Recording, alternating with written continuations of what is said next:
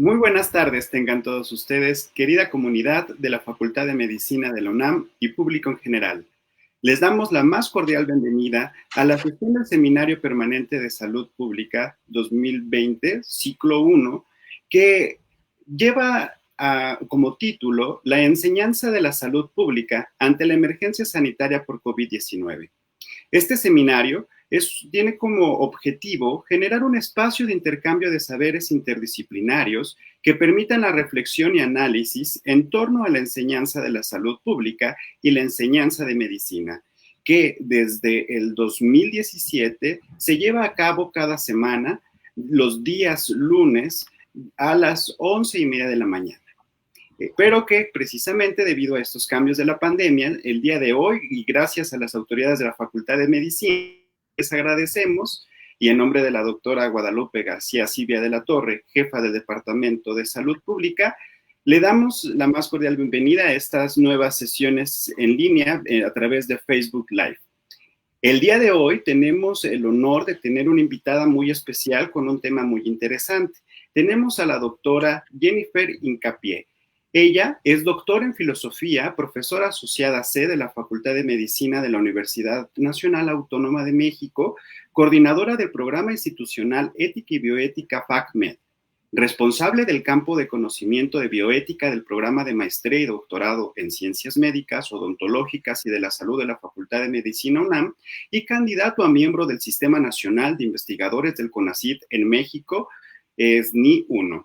Es magíster y licenciada en Filosofía por la Universidad del Valle de Cali, Colombia, miembro individual de la Federación Latinoamericana y del Caribe de Instituciones de Bioética y miembro de la Red Iberoamericana del Derecho Sanitario.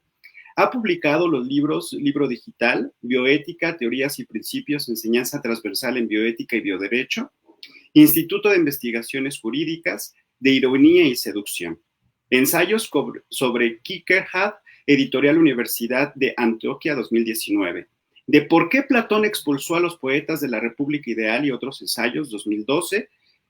Sobre Kierkegaard y su concepto de ironía 2007. Y los artículos El papel de la bioética en la ciencia forense en el libro Ciencia Forense en el contexto del nuevo sistema de justicia penal, Estado del arte de bioética forense en México, y una primera aproximación en el libro El estado del arte de la ciencia forense en México, Derechos Postmortem, una primera aproximación, y Kierkegaard junto a una tumba, en Estudios Kierkegaardianos, revista de filosofía. Como ven, tenemos una súper invitada el día de hoy que nos va a hablar acerca de la ética en el triage ante la emergencia por COVID-19. Y sin más, le cedo la palabra a la doctora Jennifer Hincapié. Muchísimas gracias, doctora. Gracias. Hola a todos, muchas gracias y bienvenidos, gracias por estar aquí. Quiero dar las gracias a la doctora Lupita García de la Torre por la invitación, a Ariel por acompañarnos en este proceso y por hacer una presentación tan detallada de mi CV, por supuesto a las autoridades de la Facultad de Medicina, a la doctora Irene Durante Montiel, al doctor Germán Fajardo, a la coordinación de comunicación y a todo el equipo de comunicación que están haciendo un trabajo invaluable en este momento de crisis sanitaria. El día de hoy quisiera compartir con ustedes una plática en torno a los posibles temas de ética que podrían darse en el triaje y quizá discutir con ustedes poco a poco. Yo estoy viendo en este momento sus comentarios, si les parece bien, hacia el final de la sesión vamos a leer sus preguntas y a responderlas, ¿no?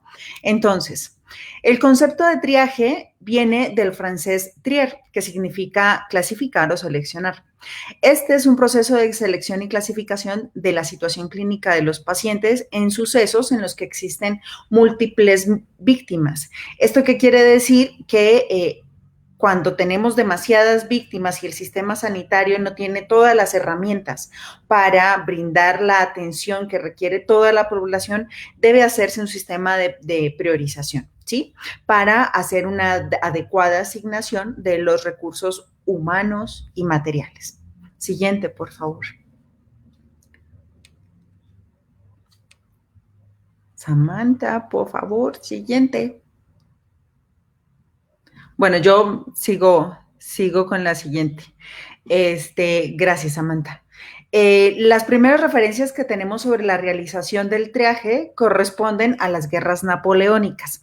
Esta imagen que ustedes tienen allí es una imagen de la Primera Guerra Mundial en donde se hacían la selección pues, de los pacientes.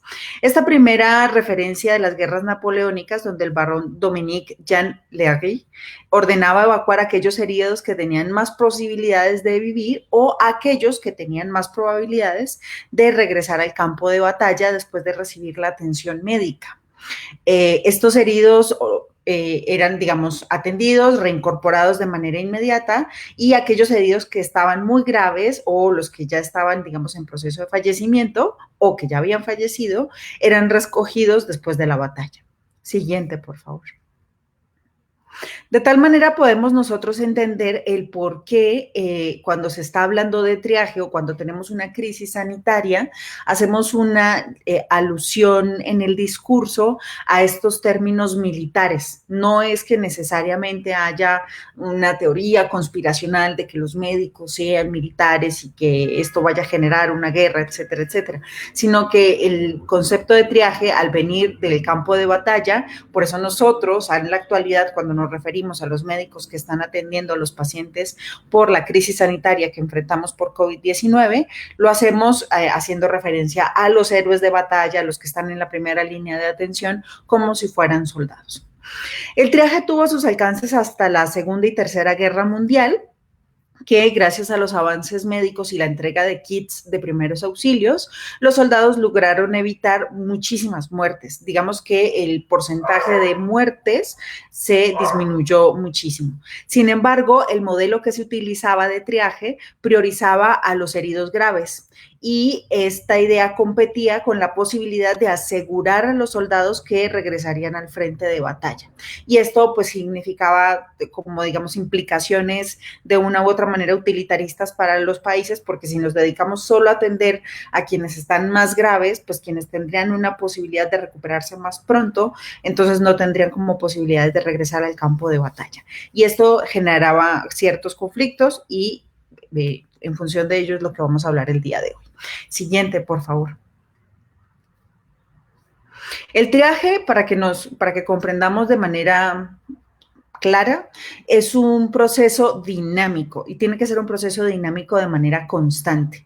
Esto quiere decir que hay una revaloración de la contingencia o de la emergencia que estemos viviendo de manera constante. Lo que se reevalúa es la disponibilidad de los recursos humanos, se reevalúa la disponibilidad de los recursos materiales y se reevalúa la gravedad de la situación, es decir, cuántos pacientes vamos a estar recibiendo de manera digamos, continua durante las próximas horas y asimismo poder o bien racionalizar los recursos o asignarlos de manera expedita. Siguiente, por favor. Los objetivos principales del triaje van a ser, 1, asegurar una valoración rápida y categorizada, aun cuando el flujo de llegada de pacientes sea alto, es decir, asegurar que hay una valoración de todos los pacientes que llegan, que sea una valoración expedita y que sea categorizada, es decir, que se atienda a los pacientes según sus necesidades. El siguiente objetivo va a ser dar orden y priorización a la atención médica. Habrá personas quienes tengan mayor necesidad de atención o mayor necesidad de acceso a los equipos, habrá otras personas que no. Y el último objetivo será asignar y o derivar en dado caso a los pacientes para una adecuada atención en situación de crisis.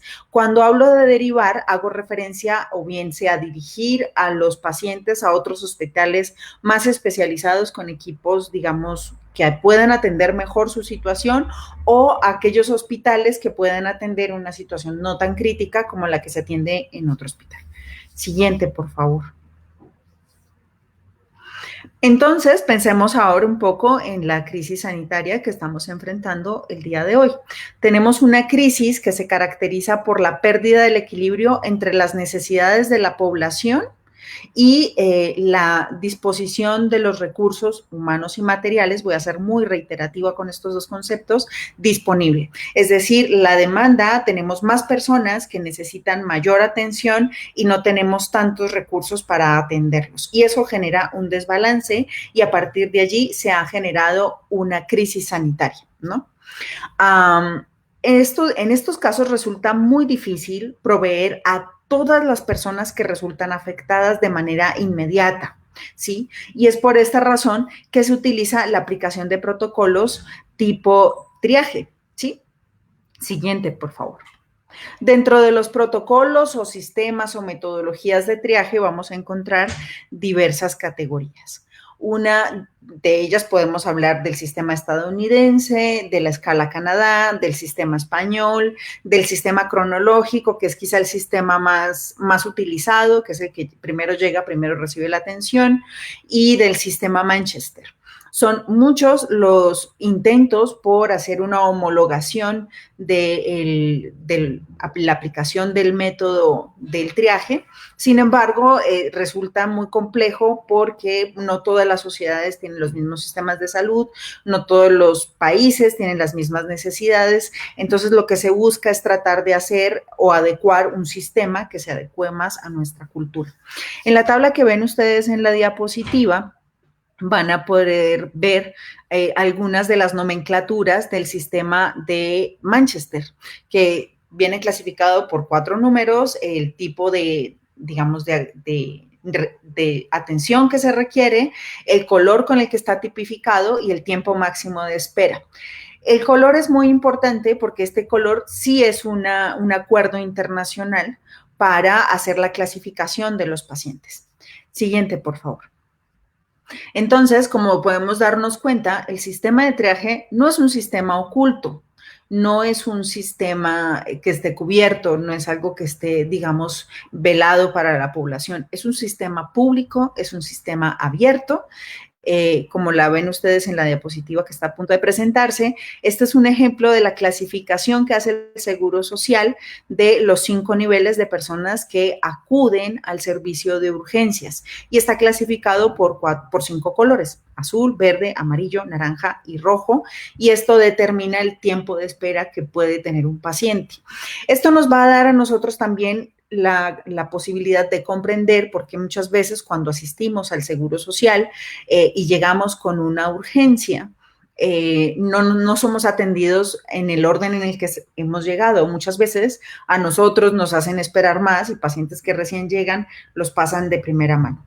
No quiere decir que haya como, digamos, una preferencia por un cierto tipo de pacientes, sino más bien es el tipo de gravedad que traen los pacientes. Siguiente, por favor. Cuando se requiere hacer un proceso de triaje es porque es evidente que hay un desbalance en los recursos de los que dispone el sistema de salud y hay un desbalance entre las necesidades o las solicitudes de necesidades que tiene la sociedad, ya sea que estos sean por catástrofe, por causas naturales, por problemas bélicos o como el caso en el que estamos actualmente, sería una crisis sanitaria. En estos casos resulta de carácter obligatorio el respeto por los derechos humanos, el respeto por el consentimiento informado, aunque este sea de manera ampliada, y basar el triaje en conceptos clínicos de prognosis y es de manera exclusiva. Cuando hablo de consentimiento informado de manera ampliada, ¿a qué estoy haciendo referencia? No, cuando se establece un proceso de consentimiento informado, recuerden que el consentimiento informado no es un documento, es un proceso de comunicación que se establece en la relación médico-paciente, en donde el médico explica cuáles son las mejores opciones científicas y técnicas que tienen en ese momento para brindarle una atención al paciente. Se llega a un común acuerdo de qué cosas yo como paciente quiero y qué cosas me puede ofrecer el médico. Si yo llego en un estado de crisis o un estado de emergencia tal que no pueda otorgar o entablar este proceso de comunicación porque me falta la respiración, porque estoy inconsciente, porque porque estoy en una situación muy vulnerable, porque tengo muchos nervios y me da susto hablar con los médicos, me van a pedir a mí o a mis familiares que se firme un consentimiento ampliado, es decir, un consentimiento que da vía libre para que los profesionales de la salud hagan lo que ellos consideren pertinente para la atención sanitaria. Siguiente, por favor. Entonces, ¿por qué resulta necesario establecer un protocolo de triaje para la atención médica?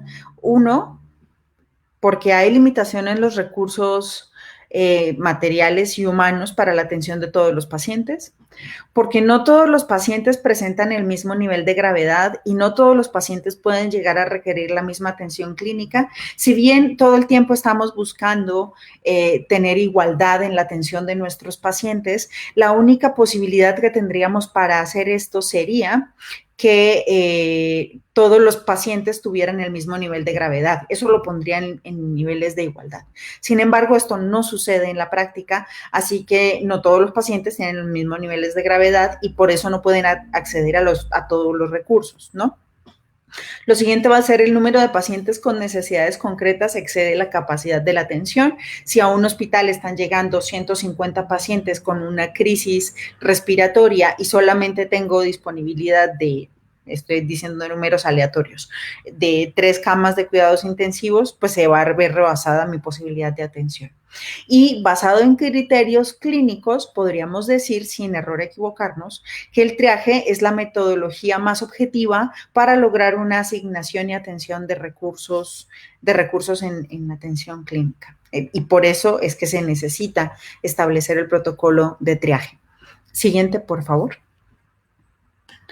Desde el punto de vista ético, el triaje ha sido asociado con la asignación justa de los recursos clínicos, médicos, materiales para la atención de situaciones en las que la demanda de atención no está en el mismo nivel de posibilidades de brindarla, ¿no? Y esto implica muchas reflexiones éticas y muchos debates éticos al respecto. Siguiente, por favor. Entonces, para poder entender cuáles son algunos de los aspectos éticos que podría tener el protocolo de triaje, va a ser importante primero que entendamos, siguiente, por favor, que tengamos claro cuál es el fin último, cuál es la meta principal de la medicina, que va a ser el restablecimiento de la salud de la sociedad y de los pacientes. Ojo, este orden pareciera que es aleatorio, sin embargo es un orden complejo porque es real. Primero se busca el restablecimiento de la salud de la sociedad y posterior al de los pacientes de manera individual. En situaciones de crisis y o de emergencias, se requiere establecer un orden determinado para poder alcanzar esta meta de la medicina, es decir, el restablecimiento de la salud, ¿sí? Y en función de ello se requiere la aplicación de metodologías de triaje para clasificar, categorizar y priorizar la atención, además de distribuir de manera adecuada los recursos humanos y materiales. Esto de por sí ya trae un dilema ético bastante complejo porque clasificar, categorizar y priorizar la atención puede verse traducido en términos de discriminación. Y además entender que el proceso inicial de categorización o de priorización implica un efecto discriminatorio entendido en el doble sentido de la discriminación. Uno como discernimiento, es decir, comprender qué es lo que requiere mi paciente y qué le puedo yo brindar. Y la segunda como segregación, es decir, este paciente no requiere tanta atención. En la diapositiva ustedes van a poder ver que hay una sugerencia del Instituto Mexicano del Seguro Social con respecto a lo que son las urgencias sentidas y las urgencias reales. Cuando yo asisto a un servicio de urgencias es porque yo siento que estoy en situación de vulnerabilidad, es decir, yo me siento vulnerable, siento que hay un problema que pasa conmigo y con mi cuerpo y con mi salud que yo misma no he podido solucionar, con los recursos que tengo a la mano no puedo solucionar y entonces acudo con un médico. Esto me hace ser una persona muy vulnerable, primero porque puedo estar en dolor, porque mi comprensión de la realidad puede ser distinta y porque quizás yo visualizo mi problema como muy grave o muy grande, pero realmente puede ser no tan grande como otras situaciones. Entonces, lo que nos dice el Instituto Mexicano de Seguro Social es que el 80% de las urgencias sentidas son las que, digamos, que ocupan los servicios de urgencias, ¿no? Y este 80% de urgencias pueden ser atendidos en las unidades médicas familiares, ¿sí? En sus clínicas familiares. ¿Qué sería entonces una condición real de urgencia real? Una condición en donde sea evidente que está en peligro la muerte del paciente, o que está en riesgo alguno de sus órganos, ¿sí? O hay una pérdida grande de sangre, etcétera, etcétera. Pero si yo, por ejemplo, estoy acudiendo al servicio de atención médica porque siento dolores abdominales, vómito, fiebre, que no sean relacionados con el COVID, digamos que este tipo de atenciones no van a ser una urgencia real, sino será una urgencia sentida. Una urgencia real entraría como heridas por armas de fuego, infartos, hemorragias, etc. Siguiente, por favor.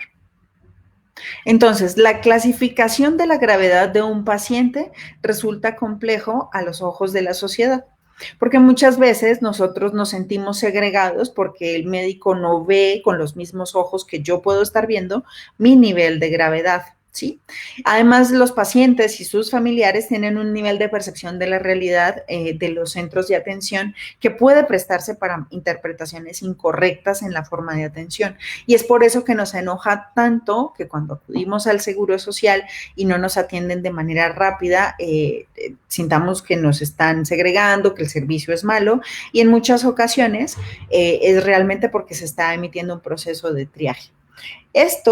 También esto que les acabo de decir nos lleva a una reflexión ética compleja, porque quiere decir que no solamente hemos estado en crisis sanitaria por el COVID-19, hemos estado en crisis sanitaria desde hace muchos años, desde que se implementa el servicio de triaje en las urgencias, entre otras cosas porque los recursos económicos no son tan amplios. ¿Sí? Y eso genera conflictos porque entonces nuestro sistema de salud, y no solamente es el mexicano, es el sistema de salud latinoamericano y en muchos países que quedó en evidencia, como ustedes pudieron ver a través de medios de comunicación, países como Italia, como España, que se vieron rebasados justo por la no disposición de recursos materiales y económicos. Siguiente, por favor. Vamos a tener principios biomédicos éticos para brindar una atención adecuada. Y estos son los principios biomédicos o bioéticos clásicos, que es el principio de no maleficencia, que es la obligación que tienen todos los profesionales de la salud de brindar una atención y no causar daño, el principio de beneficencia, que es ofrecer la mayor cantidad de beneficio a la mayor cantidad de personas, y la obligación que tenemos como profesionales de brindar beneficio a quienes acuden a nosotros. La autonomía, que sería el respeto por las decisiones de los pacientes en pro de su propio plan de vida, y el principio de justicia, que es el que nos genera más conflicto en estos días, que va a ser dar a cada quien lo que le corresponde según su necesidad.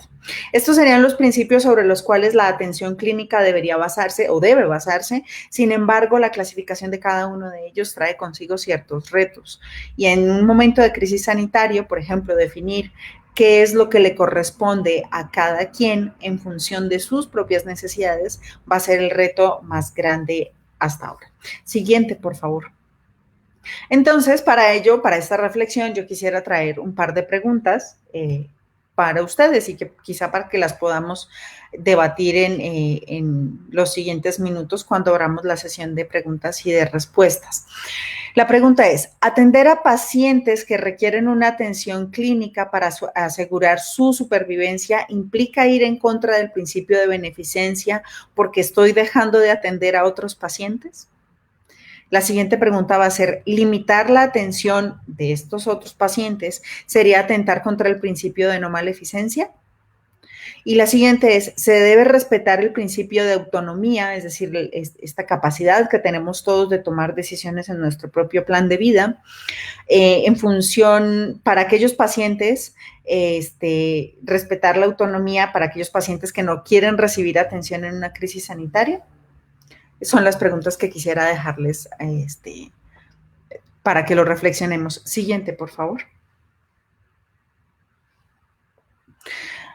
¿Cuáles serían algunos de los temas éticos que podríamos estar abordando desde el triaje y que han sido muy discutidos en muchos medios de comunicación?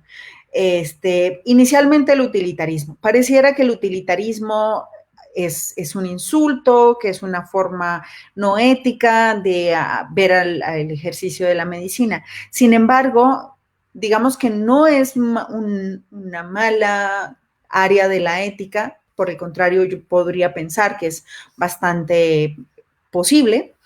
Y quisiera explicarles un poco de qué se trata el utilitarismo. Se basa en el principio de utilidad y tiene como criterio supremo de moralidad la metodología consecuencialista, es decir, la maximización de la felicidad, ¿no? Para esto se impone la obligación de elegir la mejor alternativa, el curso de la acción que optimiza las consecuencias para el mayor número de sujetos afectados por la decisión en cuestión. Entonces, ¿qué es lo que nos trae de conflicto el utilitarismo que se ve aplicado dentro de los procesos de triaje? Lo primero va a ser que solo se están beneficiando a unas personas, es decir, a la mayoría. No se está visualizando a todos como en términos de igualdad. Lo segundo es que aquello que no es útil no va a ser benéfico y esta discriminación va a resultar muy compleja. Sin embargo, insisto, en un proceso de crisis donde la posibilidad de asignación de recursos es limitada, el utilitarismo, es decir, salvar a la mayor cantidad de personas, va a resultar una posibilidad, digamos, útil para la sociedad. Siguiente, por favor. La siguiente, digamos, rama de la ética o de la bioética que podría verse implicada dentro del proceso de triaje es el concepto de justicia distributiva y el acceso a la salud.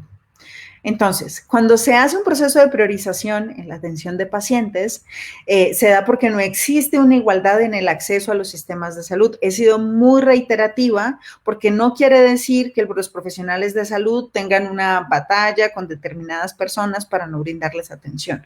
Más bien, de lo que queremos dar cuenta es que hay una limitación en el acceso a los recursos para todos, ¿sí? Y el sistema de triaje se va a dar entonces cuando los recursos no son suficientes y cuando hay escasez en los recursos y la demanda es superior. Entonces, la justicia distributiva va a apelar a la exigencia de distribuir todos estos beneficios para todas las personas, sin ningún parámetro de, digamos, de discriminación. Sin embargo, entramos en conflictos muy complejos porque podríamos estarle dando la mayor cantidad de recursos económicos y humanos a una persona que no tiene tantas expectativas de vida como a otra persona que sí pudiera tenerlas. Sin embargo, esa elección va a traernos la confrontación de por qué negarle a una persona la posibilidad de extender unas cuantas semanas más su vida para ver a sus familiares, para lo que ustedes gusten y manden, ¿por qué negarle la posibilidad de vivir aunque sea unas pocas semanas? Pero entonces, ¿por qué se la vamos a negar a quien va a tener más posibilidades de vivir? Es como si fuera, a esto se le conoce en bioética como el principio de doble efecto, en donde tomar una determinación va a traer un efecto bueno y un efecto indeseado. Pero hay que asumir la responsabilidad moral de estos dos efectos. Siguiente, por favor. La siguiente opción de la cual podríamos estar hablando de temas de ética dentro del triaje va a ser a partir de la tabla de virtudes médicas que proponen autores como Pellegrini y Tomasma. Es decir, hay una tabla de virtudes que la sociedad le exige a los profesionales de la salud que deben tener y es fidelidad a la promesa de salvar la vida o de hacer todo lo pertinente para llegar a ello, que sean personas benevolentes, que sean abnegados con su profesión, que tengan sentido de la compasión, que tengan humildad intelectual para compartir con sus pacientes su conocimiento y además que se apeguen al principio de justicia y de prudencia. Sin embargo, esta tabla de virtudes que en términos generales les exigimos a los médicos, traen consigo ciertos retos éticos porque pareciera que pedimos desdibujar que los profesionales de la salud son seres humanos. Y esto es muy importante no perderlo de vista, toda vez que son ellos quienes van a procurar el mayor beneficio para nosotros, pero también entender que pueden cometer errores. Entonces, si nosotros les pedimos los más altos estándares a una persona que simplemente estudió una carrera como otra persona, como un contador, como un ingeniero, y que con estos conocimientos tiene la posibilidad de salvar la vida, no tendríamos por qué hacerles exigencias mayores o menores. Siguiente, por favor. Bueno, pues este va a ser el panorama que deben enfrentar los profesionales de la salud para tomar determinaciones o tomar decisiones. En este contexto, la carga moral que tienen los profesionales de la salud es muy alta, toda vez que su meta, la meta real de la profesión médica, va a ser brindar la mayor cantidad de atención y de beneficios a la mayor cantidad de personas en la sociedad. Sin embargo, no todos los elementos que tienen a su disposición van a ser lo suficientes para atender a todas las personas que quisieran ellos atender. Entonces, tenemos retos éticos complejos porque uno es la toma de decisiones, dos, tenemos la metodología de triaje que resulta ser objetiva, pero presenta opciones discriminativas para cierto grupo de personas. Sin embargo, se basa en criterios clínicos. Y tercero, tenemos un panorama en donde le exigimos a los profesionales de la salud que tengan unos altos estándares de valores y principios morales. Sin embargo, no les estamos dando la oportunidad de ser categorizados como seres humanos, tal como nosotros mismos somos.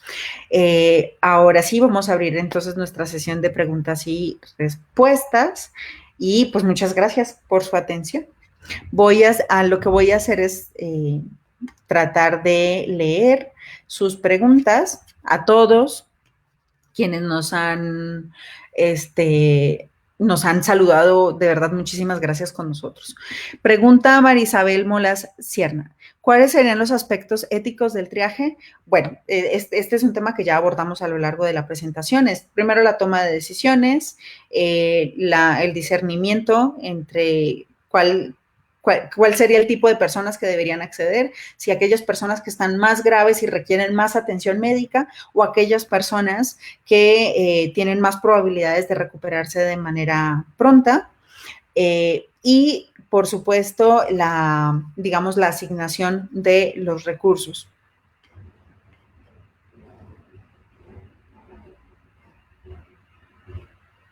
Ok, dice Nelly Herrera Martínez. ¿Los tiempos son homologados para cualquier institución de salud? Ya que hicieron mención a la difusión pública del IMSS. Hola, Nayeli Herrera, gracias por tu pregunta. Los tiempos, digamos que no son homologados porque depende del modelo que haya asumido cada institución de salud. Sin embargo, sí hay una reglamentación de triaje recomendada por el Colegio de Medicina Crítica Mexicano, que determina estos tiempos. Sin embargo, esto va a depender mucho de la institución y de la disponibilidad de los recursos de las instituciones y el modelo al que se esté apegando. Gracias.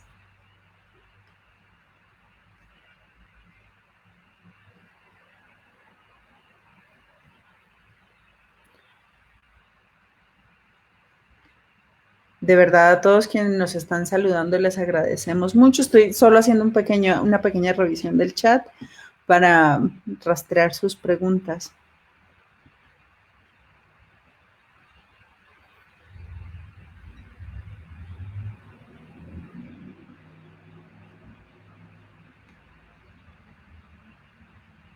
Dice Guadalupe Ponciano, enfrentar la alta carga moral y ética genera un impacto psicológico en los profesionales de la salud. ¿Cómo se podría proteger su salud mental? Muchas gracias, doctora Ponciano. Este es un tema maravilloso porque al parecer la carga moral que cae sobre los profesionales de la salud, sobre todo para la toma de decisiones en situaciones de crisis, es un tema que no se había abordado hasta ahora. Además, porque entre otras cosas, dentro del contexto psicológico, se espera que quien pasa por estrés moral o carga moral posteriormente va a presentar otros tipos de padecimientos psicológicos muy del área de los profesionales de la salud. ¿Cómo podríamos protegerlos? Finalmente creo que como sociedad tenemos una responsabilidad muy grande en torno a la pandemia y esto es deber de todos comprenderlo, interiorizarlo, asumirlo y tratarlo de esta manera. ¿Por qué los profesionales de la salud deben tomar la decisión de asignar o no recursos en temas de salud? Pues porque hay personas contagiadas y frente al virus del COVID-19 nos estamos dando cuenta que efectivamente la forma de evitar este contagio es tener ciertas medidas, digamos, de higiene, de etiqueta con los demás a nivel social, respetar la sana distancia, etcétera. Pero hay personas que no lo toman en cuenta o que no creen que es cierto el virus y entonces obligan a que los profesionales de la salud tengan que tomar estas decisiones. Entonces, como sociedad, ¿cómo podemos hacer para poder apoyar a nuestros profesionales de la salud? Uno, asumir las medidas que las instituciones, las autoridades sanitarias nos han dado, que es respetar la sana distancia, el lavado de manos constante, en la medida de las posibilidades, si pueden quedarse en casa, quédense en casa, de verdad, es real, están salvando vidas solo con quedarse en casa, y quienes no, pues seguir las medidas de atención. ¿De qué otra manera podemos apoyarlos? Pues no juzgándolos, ¿no? Entender que lo que ellos están haciendo es desde los aspectos científicos y desde los aspectos clínicos, tratar de asignar los recursos que se les está dando, que los profesionales de la salud están haciendo lo mejor que pueden con todo lo que tienen a su disposición y pues nada, que la sociedad acepte que este es el trabajo que les toca hacer a ellos. Muchas gracias, doctora. Dice Ángel Fidel Maceda, gracias. Tatiana Hernández dice, muy interesante charla. Gracias. ¿Qué estrategias podrían implementarse para que la sociedad comprenda la importancia del traje en las instituciones de salud? Esa es una gran pregunta y es un gran reto, porque en algún momento, durante esta pandemia, en algún punto, a ciertas personas con cierto nivel de influencia se quisieron decir que los procesos de triaje eran ocultos y que los procesos de triaje, por supuesto que son discriminatorios, ya les expuse por qué son discriminatorios, pero que además tenían mucho sesgo. Y esto no es cierto. Con el ejemplo que les mostré del IMSS, lo que quise mostrarle es que estas metodologías son públicas y que la gente debe entender que que si llegas al servicio social, al seguro social, perdón, y no eres atendido de manera inmediata, pues eso es positivo porque quiere decir que no estás tan enfermo, pero que hay otras personas que están peor que tú. Yo creo que lo importante es entender que no hay una intención de negación del servicio, sino más bien hay una categorización de la priorización y que si yo, Jennifer Hincapié, estoy presentando una cortadura en un dedo, pero mi familiar o alguien que está a mi lado en el mismo servicio de urgencias está con una fractura expuesta, entonces requiere atención prioritaria. Entender que hay otras personas que no estamos en el mismo nivel de igualdad porque hay personas que tienen necesidades mucho más complejas. Muchas gracias, Tatiana. Dice Alberto Aguirre, gracias, saludos. Mi pregunta es si deben existir diferentes protocolos de acuerdo con los recursos de cada país, considerando las diferencias como económicas entre cada uno de estos. Gracias, Alberto, por tu pregunta. Creo que la forma de objetivizar el protocolo, la metodología de triaje es, visualizar que ciertos padecimientos clínicos requieren ciertos niveles de atención. No porque un país sea pobre, no quiere decir que no pueda atender una fractura expuesta, por ejemplo, o que no se vaya a presentar. Estas situaciones clínicas se van a presentar en todas partes. No tienen, como un discernimiento racial o económico, ni mucho menos. Más bien, estaría interesante intentar llegar a hacer un protocolo de triaje a nivel internacional. Pero cada vez que se puntualiza cada uno de los puntos o cuando el triaje es mucho más puntualizado, tiene más subdivisiones, pues resulta mucho más complejo hacer la categorización, ¿no? Cada vez que se vuelve más, digamos, tienen pequeños detalles, pues hay gente que se queda por fuera de esos pequeños detalles, entonces puede ser un poco más segregacional. Entonces yo creo que debe existir un protocolo de triaje según la cultura, según, digamos, epidemiológicamente cómo se maneja el país y lo que salud pública, las autoridades de salud pública determinen qué son las necesidades para cada contexto. Muchas gracias, Alberto. Irán Rueda Esparza pregunta, ¿cuál sería la mejor manera de decidir a quién darle la atención médica entre un familiar y un paciente, ambos estando en una situación grave? Es la pregunta que nos hacemos a diario y es la pregunta que se hacen los profesionales de la salud y para eso tenemos el sistema de triaje. Creo que la primera forma de categorizar es el nivel de gravedad y el nivel de prognosis, es decir, la posibilidad de recuperación de ese paciente, ¿no? Si tenemos un paciente que tiene una prognosis, es decir, con unas posibilidades de recuperación muy bajas, o sea, que por más que yo como profesional de la salud disponga de todo mi equipo médico y de todos los materiales que se requieren para salvarle la vida, pero su prognosis es muy baja, entonces lo mejor es no brindarle la atención, brindarle quizá atención paliativa para aminorarle sus dolores, y etcétera, etcétera, y brindarle la atención a quien tenga un pronóstico de vida superior. Porque si estoy dejando de atender a la persona que tiene mejor pronóstico de vida, pues estoy, digamos, dejando de un lado, estoy haciendo un proceso discriminatorio. Digamos que esa es la gran pregunta para hacer. Muchas gracias. Marta Alicia Mora. Marta, qué gusto. Excelente exposición, doctora. Muchas gracias. Gracias a ti. Yo me pregunto con respecto al respeto a la autonomía, ¿por qué no se podría respetar? ¿Hay alguien más que pueda decidir sobre la vida de cada persona? Es una gran pregunta, Marta. Digamos que no se falta el respeto. De hecho, una de las posturas o de los lineamientos para respetar el proceso de triaje básico es respetar la autonomía de la persona. Sin embargo, si la persona no está en posibilidades de ejercer su autonomía, es decir, porque está inconsciente, porque no tiene cómo comunicarse, ya sea de forma oral o a través de sus expresiones, alguien más debe tomar la determinación. Y en este caso estaríamos hablando de un familiar. Pero ¿qué pasa si yo voy en la calle, no tengo ningún documento que me identifique, entré en una crisis respiratoria, estoy inconsciente y me llevan a un hospital? Pues quien tiene la posibilidad de tomar esa determinación va a ser el médico. Y va a ser muy difícil que el médico infiera cuál es mi postura, si en dado caso mi postura fuera que yo no quisiera ser entubada, ¿no? Entonces, cuando me despierte, pues ya va a ser todo un tema complejo, a no ser que yo tenga una documentación que pida que se respete mi deseo de no ser entubada.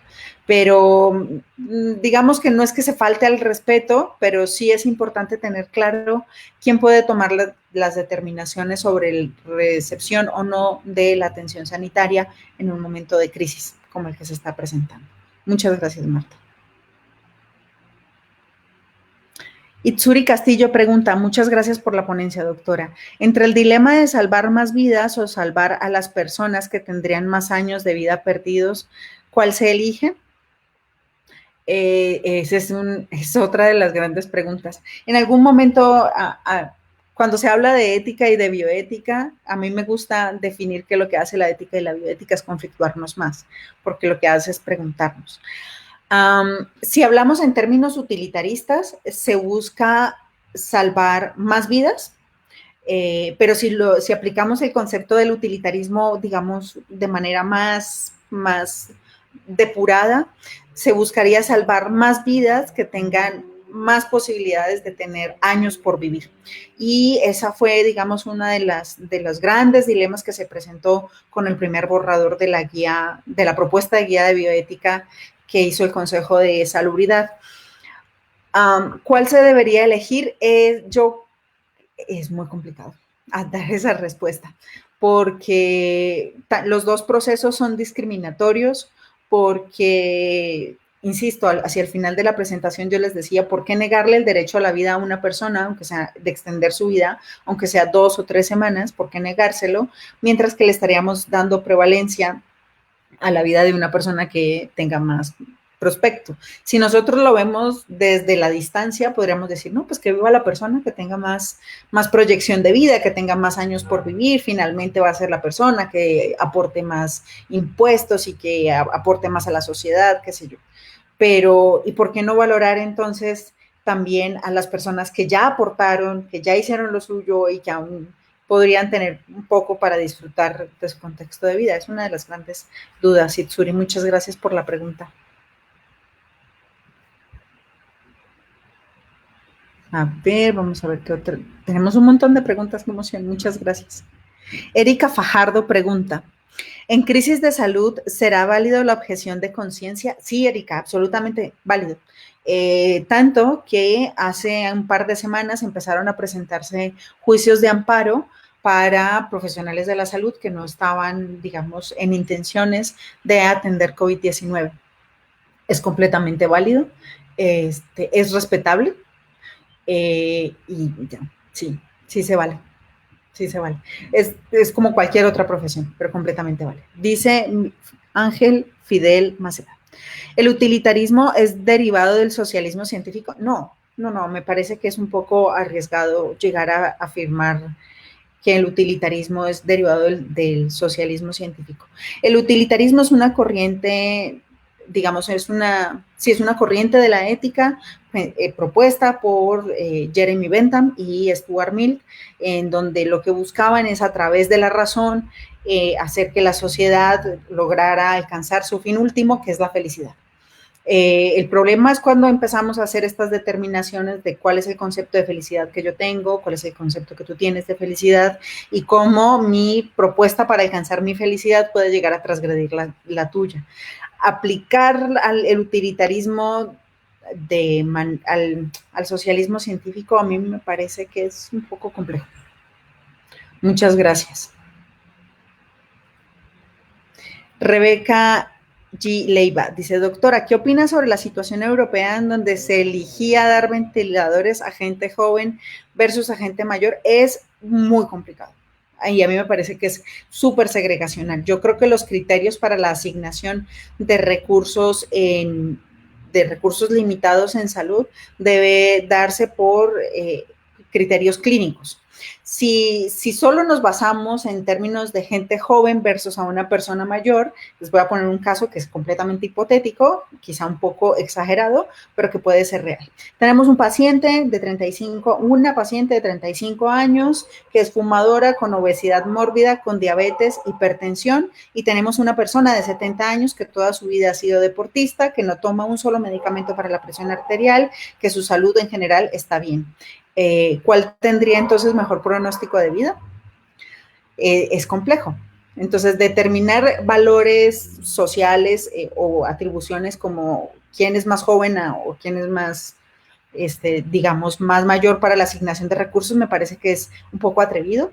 En función de ello, entonces todas las unidades pediátricas tendrían los ventiladores y ninguna unidad de urgencias, porque entonces los neonatos son más jóvenes y tienen más proyección de vida, ¿no? Son ejemplos exagerados. Sin embargo, creo que vale la pena considerarlos para hacer este tipo de discriminación. Muchas gracias, Rebeca.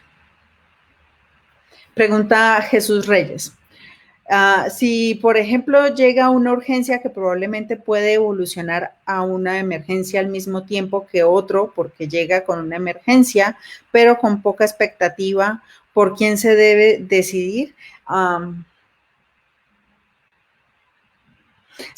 Normalmente se atienden las dos emergencias según el nivel de necesidad, pero si tuviéramos el caso hipotético, que tuviéramos un solo médico para atender a 2 pacientes y los 2 pacientes uno llega con una exigencia de emergencia que progresa y se vuelve grave, y a otra persona que llega grave, pues yo creo que es mucho más posible, yo creo, a mi saber entender, que sería la persona que tenga más pronóstico de vida, en este caso el primer paciente. Pero eso está basado en criterios clínicos y los médicos tienen como mucho más elementos para los procesos hermenéuticos y, o sea, desde mi caso yo estaría hablando desde la ignorancia que mi conocimiento en filosofía me da para hacer un discernimiento clínico de estas características. Muchas gracias, Jesús.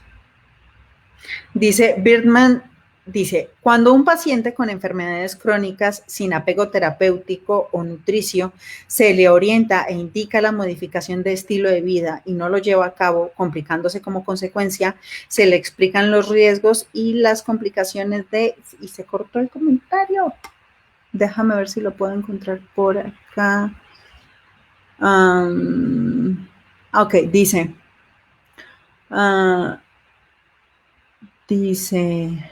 y se le explican los riesgos y complicaciones de ese desapego. Aún así, el paciente culpa al médico y al tratamiento indicado en su enfermedad y complicación. Aún así, se debe mantener el principio de autonomía cuando el paciente no se responsabiliza por su padecimiento. Sí, Birma, la respuesta tajante y cortante es efectivamente sí. Se tiene que respetar el principio de autonomía porque quizá ese sea su plan de vida y porque así él decida llevar su vida. No...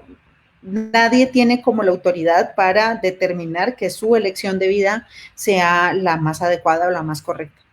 Pero sí hay que, a pesar de que sea una persona, digamos, necia, que no toma consejos y que el médico le ha explicado todo el panorama, aún así decide no apegarse, hay que respetar su principio de autonomía. Gracias. Ignacio Mora. Y las diferencias sociales como las que hay entre Estados Unidos, Reino Unido, Guyana, San Cristóbal de las Casas, pueden impactar igual o más que las económicas. Yo podría decirte de alguna manera, Ignacio, que en un proceso de triaje, no importa si vienes de Estados Unidos, de Guyana, de San Cristóbal, de donde tú quieras, no importa de dónde vengas, sino importa cuáles son tus necesidades y cuál es tu pronóstico de vida. Esos son como los dos requerimientos. Sin embargo, he de decirte que sí hay estudios recientes que justo por la crisis del COVID-19 en Estados Unidos se han dado procesos discriminatorios en la atención a personas afrodescendientes y latinoamericanos. Entonces hay quienes dicen, no, es que están predispuestos genéticamente para sufrir más por el virus, pero también hay quienes dicen, no, pues es que están predispuestos por su afiliación racial a que no sean atendidos por médicos estadounidenses. Y esto genera mucho conflicto. Gracias, Ignacio. María Isabel Molas pregunta, ¿el consentimiento informado, doctora, es un recurso documental jurídico? ¿Cuán importante es y qué opina? Es una maravillosa pregunta y esto ojalá puedan ustedes aprendérselo de memoria, pudiéramos hacer espectaculares en la calle. El consentimiento informado no es un documento, no es un documento. El consentimiento informado es un proceso de comunicación que se establece entre el médico y el paciente. Desde el primer momento en el que el médico a mí me saluda y se presenta conmigo y me dice, hola, mucho gusto, yo soy la doctora fulana de tal y voy a atenderla, a partir de ese instante empieza el consentimiento informado. Al final, todo este proceso de consentimiento informado en donde el médico me explica qué es lo que yo estoy padeciendo, cuáles son mis circunstancias, cuáles son mis opciones terapéuticas, qué va a pasar conmigo, y yo tomo una decisión, eso se resume en versión muy corta en un documento, que es el formato de proceso de consentimiento informado, para dejar constancia del acuerdo al que se llegó entre el médico y yo. Y es súper importante, primero, porque los médicos no tienen toda la responsabilidad del restablecimiento de mi salud, sino que él y yo conformamos un equipo de atención sanitaria en donde yo me cuido y él me da los mejores consejos para que yo me cuide de manera adecuada. Otra, porque si se comete un error por cualquiera de las partes, a través del documento de asentimiento, donde se queda asentado el consentimiento informado, queda de evidencia para salvaguardar tanto de un lado como otro, ¿no? Si este tipo de situaciones no se dieran, o sea, si nosotros confiáramos plenamente en que todos los pacientes se van a pegar a los tratamientos y que todos los médicos van a hacer su trabajo como debería ser, no existirían instituciones como CONAMED. Sin embargo, pues digamos que existen y que es fundamental hacerlo. no solo como documento, sino como proceso de comunicación, es indispensable. Muchas gracias, Vanessa. Denis Michel. Hola, Denis, qué gusto. ¿Cuál sería su postura sobre la utilización de sedación paliativa profunda para los pacientes a los que se les quitan los recursos de medicina crítica? Si me lo preguntas a nivel personal, creo que es necesario. La sintomatología que presenta el COVID-19 para cuando ya no hay un buen pronóstico de vida, es muy complejo. La sintomatología es muy, muy compleja y es desesperante y es angustiante. Si yo fuera paciente de COVID-19 y estuviera en mis últimas, y me tuvieran que quitar el recurso para asignárselo a alguien que tenga mejor pronóstico de vida, yo sí pediría que a mí me dieran sedación paliativa para no tener que, digamos, padecer. Sin embargo, en el caso de la sedación paliativa, es muy importante consultar de manera previa o con el paciente o con sus familiares para conocer cuál es su postura al respecto. Insisto, en mi caso yo sí soy, digamos, fan de la sedación paliativa, pero hay otras personas que creen que no es lo correcto, ¿no? Que, no sé, te voy a poner un ejemplo que es real. Hay personas que creen que teniendo cierto sufrimiento van a, digamos, a expiar sus pecados y entonces van a poder llegar a la gloria de Dios. Y eso es respetable, completamente respetable. Tanto como el paciente que habíamos mencionado previamente, que no se apega a tratamiento terapéutico porque así lo decidió. Entonces, en lo personal, yo creo que sí es posible, pero creo que lo más importante en este proceso es consultar o con la familia o con el paciente mismo para saber si está de acuerdo en que se le suministre. Gracias, Denis. Aida del Carmen pregunta, el ensañamiento clínico es otra cuestión. ¿No es posible salvar a todos y así la prolongación implica ensañamiento? Esa es otra cuestión. Tienes toda la razón. El ensañamiento clínico es otra historia. Y creo que por las condiciones de la crisis sanitaria que tenemos al día de hoy, te puedo asegurar que es poco probable que muchos profesionales tengan la posibilidad de ese ensañamiento, porque son tantos los pacientes que tienen que no podrían dedicarse a intentar salvar una sola vida en particular y en disponer de todos los esfuerzos. Ni económicamente ni en recurso tendrían esa posibilidad. Definitivamente es otra cuestión. Aquí lo que estaríamos tratando de dilucidar son los temas éticos para la atención rápida de un número amplio de pacientes y un número reducido de recursos para asignar. Muchas gracias, Aida. Ariel Vilchis pregunta, la doctora Tetlacuilo nos pregunta, ¿sería necesario incorporar la perspectiva de género al triaje? Yo soy fiel creyente que la perspectiva de género permite hacer una interpretación o un diagnóstico más adecuado para cualquier paciente. Sin embargo, en el proceso de triaje, yo creo que de lo que estaríamos hablando es principalmente de cuál es su gravedad, el nivel de gravedad que tiene y el nivel de necesidad.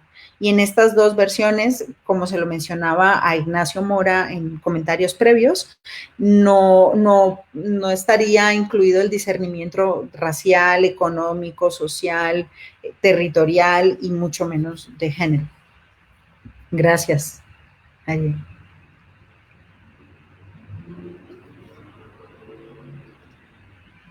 ¿Alguien más?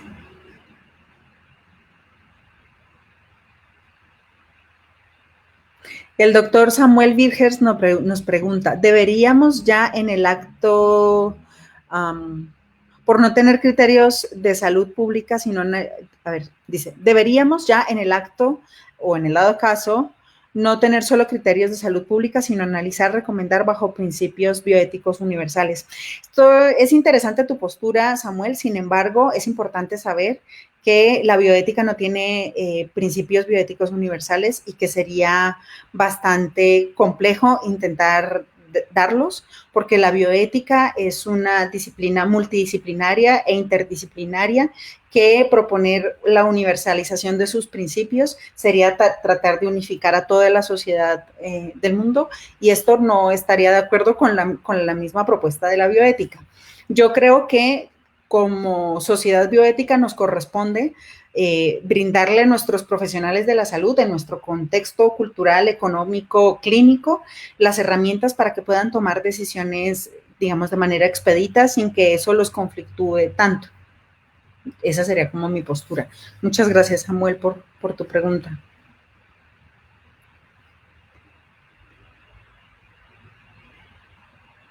Y yo creo que ya terminamos, ya se terminó el tiempo.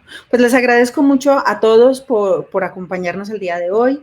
Agradezco mucho a las autoridades de la Facultad de Medicina, a la doctora Lupita García de la Torre por esta maravillosa opción de compartir con ustedes estas reflexiones éticas en torno al triaje. A quienes hicieron preguntas, a quienes me saludaron, que los estoy viendo en el chat, pero por cuestiones de tiempo no puedo mencionar. Y quiero felicitar de manera tajante al grupo de comunicación social de la Facultad de Medicina, que está haciendo un trabajo espléndido para compartir toda la información que se está generando desde nuestra facultad para la sociedad, este tipo de reflexiones, actividades artísticas, actividades académicas, en donde todos podemos acceder. Muchas gracias al equipo de comunicación, a la Facultad de Medicina por proporcionarnos este espacio, al Departamento de Salud Pública de la Facultad de Medicina por la invitación y a ustedes por acompañarnos. Muchísimas gracias. Nos vemos luego.